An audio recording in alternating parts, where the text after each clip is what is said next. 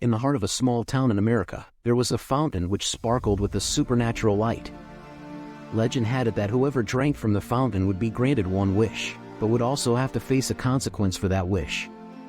One day, a young girl named Isabella heard about the fountain, and her curiosity was piqued. She had always dreamed of being rich and prosperous, and she thought this was her chance. She decided to go to the fountain, but before doing so, she asked around her town about the legend.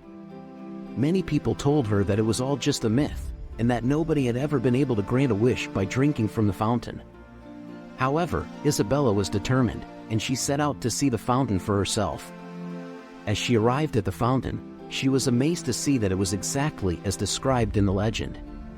Isabella looked at the water for a long moment, wondering whether she should take the risk. Finally, she reached out and scooped up a handful of water and drank from it. She made her wish, and immediately she started to feel different. Suddenly, everything changed. The world seemed brighter, and her clothes felt lighter on her. She could feel an energy coursing through her veins, and she knew that her wish had been granted. She felt like she was floating on air, and she knew nothing could stop her. She had all the money she could ever want.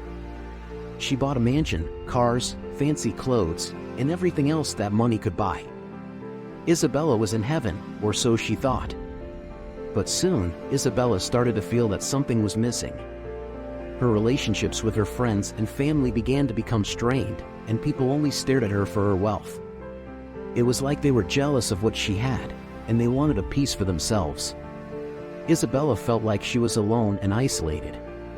She realized that her wealth had become a burden on her, and that it had taken over her life. One night, she went to bed feeling empty and alone. She couldn't sleep, and she felt a tear roll down her cheek. She knew that her wish had turned her life upside down, and that it had come at a tremendous cost. The next morning, Isabella set out for the fountain again. This time, she knew what she had to do. She took a deep breath and drank from the fountain for the second time. She made a new wish, not for wealth, but for an understanding of what truly mattered in life. And just like magic, her wish was granted.